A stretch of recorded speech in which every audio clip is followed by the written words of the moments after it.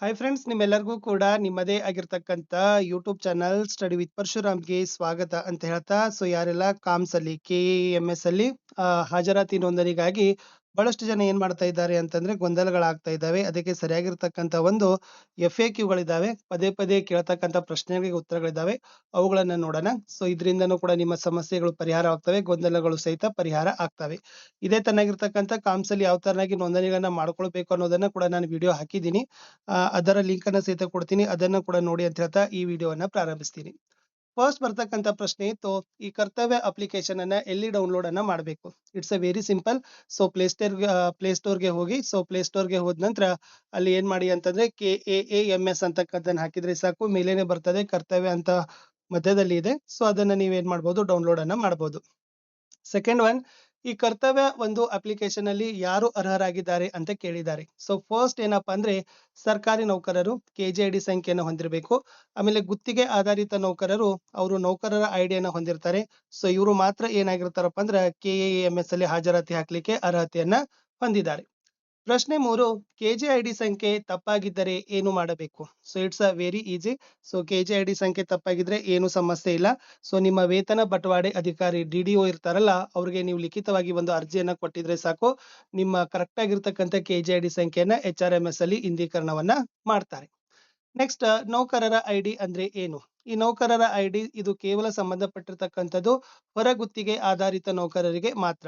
ಅದನ್ನ ಅವ್ರಿಗೆ ಕೆಲಸಕ್ಕೆ ಸೇರ್ಪಡೆ ಆದ ನಂತರ DDOಗಳಿಗೆ ಅವ್ರಿಗೆ ಏನ್ ಮಾಡ್ತಾರೆ, ಒಂದು ನೌಕರರ ಸಂಖ್ಯೆಯನ್ನು ಸೃಜಿಸಿ ಕೊಡ್ತಾರೆ. ಅದನ್ನ ಅವ್ರು ಏನ್ ಮಾಡ್ಬೋದು, ಕಾಮ್ಸ್ ಅಲ್ಲಿ ಬಳಕೆಯನ್ನ ಮಾಡಬಹುದು. ನೆಕ್ಸ್ಟ್, ಈ ಕರ್ತವ್ಯ ಅರ್ಜಿಯಲ್ಲಿ ನೋಂದಾವಣಿಯನ್ನ ಮಾಡಬೇಕಾದ್ರೆ ಏನೆಲ್ಲ ಡಾಕ್ಯುಮೆಂಟ್ಸ್ ಗಳು ಇರಬೇಕು ಅಂತ ಕೇಳಿದ್ದಾರೆ. ಫಸ್ಟ್ ಒಂದು ಆಧಾರ್ ಕಾರ್ಡ್ ಇರಬೇಕು, ಮೊಬೈಲ್ ಸಂಖ್ಯೆ ಇರಬೇಕು, KGID ನಂಬರ್ ಇರಬೇಕು, ಮತ್ತೆ ನಿಮ್ಮ ಆಧಾರ್ ಸಂಖ್ಯೆನ ಏನ್ ಮಾಡಬೇಕು, HRMS 2ರಲ್ಲಿ ಇಂದೀಕರಣವನ್ನ ಮಾಡಬೇಕು. ಯಾಕಂದ್ರೆ ಸಂಪೂರ್ಣವಾಗಿರ್ತಕ್ಕಂಥ ಇದಿರೋದು ಆಧಾರ್ ಬೇಸ್ದಲ್ಲಿ ಇರ್ತಕ್ಕಂಥದ್ರಿಂದ ಆಧಾರ್ ನಲ್ಲಿನ ಮಾಹಿತಿ HRMS ನಲ್ಲಿನ ಮಾಹಿತಿ ಒಂದೇ ಆಗಿತ್ತಂದ್ರೆ ಇದರ ನೋಂದಣಿ ಬಹಳಷ್ಟು ಈಸಿಯಾಗಿ ಆಗ್ತದೆ. ನೌಕರರು ಇದರ ಬಗ್ಗೆ ಗಮನವನ್ನ ಹರಿಸಿ. ಇನ್ನು ಕರ್ತವ್ಯ ಅಪ್ಲಿಕೇಶನ್ ನಲ್ಲಿ ನೋಂದಣಿ ಮತ್ತು ಲಾಗಿನ್ ಮಾಡುವ ಪ್ರಕ್ರಿಯೆ ಏನು? ನಾನು ಕೂಡ ಒಂದು ವಿಡಿಯೋ ಹಾಕಿದ್ದೀನಿ, ಅದು ವೆರಿ ಸಿಂಪಲ್ ಅದ. ಅಲ್ಲಿ ಹೋಗಿ ತಾವೇನ್ ಮಾಡ್ಬೋದು, ಯಾವ ತರನಾಗಿ ನೋಂದಣಿಯನ್ನ ಮಾಡ್ಬೋದು ಅನ್ನೋದನ್ನ ನೋಡ್ತೀರಿ. ನೀವು ಬೇರೆ ಯಾವುದೇ ಮೊಬೈಲ್ ಬಳಸಿಕೊಂಡು ಹಾಜರಾತಿಯನ್ನ ಗುರುತಿಸಬಹುದೇ? ಇಲ್ಲ. ನೀವು ನಿಮ್ಮ ನೋಂದಾಯಿತ ಮೊಬೈಲ್ ಬಳಸಿಕೊಂಡು ಮಾತ್ರ ಹಾಜರಾತಿಯನ್ನು ಏನ್ ಮಾಡ್ಬೇಕು, ಗುರುತಿಸಬೇಕು. ರಿಜಿಸ್ಟರ್ ಮೊಬೈಲ್ ನಿಂದ ಮಾತ್ರ ಅಟೆಂಡ್ ಅನ್ನ ಮಾರ್ಕ್ ಮಾಡ್ತಾರೆ. ನಾನು ನನ್ನ ಹಾಜರಾತಿ ವರದಿಯನ್ನು ವೀಕ್ಷಿಸಲು ಬಯಸುತ್ತೇನೆ, ಏನ್ ಮಾಡ್ಬೋದು?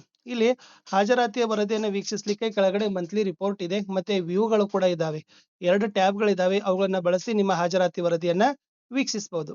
ಇನ್ನು ಆಧಾರ್ ದೃಢೀಕರಣ ಪ್ರಕ್ರಿಯೆಯಲ್ಲಿ OTP ಬರ್ತಾ ಇಲ್ಲ ಅಂತ ಬಹಳ ಒಂದು ಸಮಸ್ಯೆ ಇದಾವೆ. ಅದಕ್ಕೆ ಮುಖ್ಯವಾಗಿರ್ತಕ್ಕಂಥ ಸಮಸ್ಯೆ ಏನಪ್ಪಾ ಅಂತಂದ್ರೆ ಸ್ವಲ್ಪ ಪ್ರಯತ್ನವನ್ನ ಕಾಯಬೇಕು. ಸ್ವಲ್ಪ ಪ್ರಯತ್ನ ಸಮಯದ ನಂತರ ಕಾದಿದ್ರೆ ಖಂಡಿತವಾಗಿರ್ತಕ್ಕಂಥ ನಿಮಗೆ OTP ಬರ್ತದೆ. ಈ ಪ್ರೊಸೆಸ್ ಅನ್ನ ಕಂಟಿನ್ಯೂ ಮಾಡ್ತೀರಿ. ನಾನು ನನ್ನ ಫೋನ್ ಕಳೆದುಕೊಂಡಿದ್ದೇನೆ, ಹೊಸ ಮೊಬೈಲ್ ಬಳಸಿಕೊಂಡು ಹಾಜರಾತಿಯನ್ನು ಗುರುತಿಸಲು ಬಯಸುತ್ತೇನೆ, ಏನು ಮಾಡಬೇಕು? ಮತ್ತೆ ಏನ್ ಮಾಡಬೇಕು, ಸೇಮ್ ಆಗಿರ್ತಕ್ಕಂಥ ಪ್ಲೇಸ್ಟೋರ್ಗೆ ಹೋಗಿ ಕಾಮ್ಸ್ ಅಪ್ಲಿಕೇಶನ್ ಅನ್ನ ಡೌನ್ಲೋಡ್ ಮಾಡಿ ಮತ್ತೆ ರಿಜಿಸ್ಟರ್ ಮೊಬೈಲ್ ಅನ್ನ ಬಳಸಿ ನೀವು ಮತ್ತೆ ಆಪ್ ಅನ್ನ ವರ್ಕ್ ಅನ್ನ ಸ್ಟಾರ್ಟ್ ಮಾಡಬಹುದು.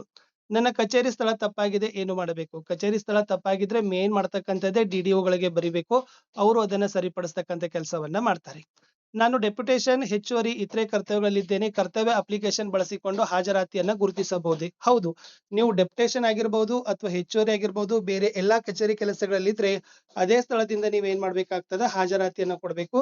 ಇದು ಕರ್ತವ್ಯದಲ್ಲಿರ್ತಕ್ಕಂಥ ಒಂದು ರಾಜ್ಯ ಒಂದು ಸುತ್ತೋಲೆಯ ಒಂದು ಆಧಾರಿತ ಅಂಶನೂ ಕೂಡ ಇದೆ. ನೀವು ಯಾವ ಸ್ಥಳದಲ್ಲಿ ಕೆಲಸದಲ್ಲಿ ಇದ್ರಲ್ಲ ಅಲ್ಲಿಂದ ನೀವು ಹಾಜರಾತಿಯನ್ನ ಹಾಕ್ಬೇಕಾಗ್ತದ. ಇಷ್ಟು ಕರ್ತವ್ಯದ ಬಗ್ಗೆ ಇರತಕ್ಕಂಥ ಸರಳವಾದ ಪ್ರಶ್ನೆ ಮತ್ತು ಉತ್ತರಗಳಿತ್ತು. ನಾನು ಸಿಗ್ತೀನಿ ಹೊಸ ವಿಡಿಯೋದಲ್ಲಿ. ಬಾಯ್.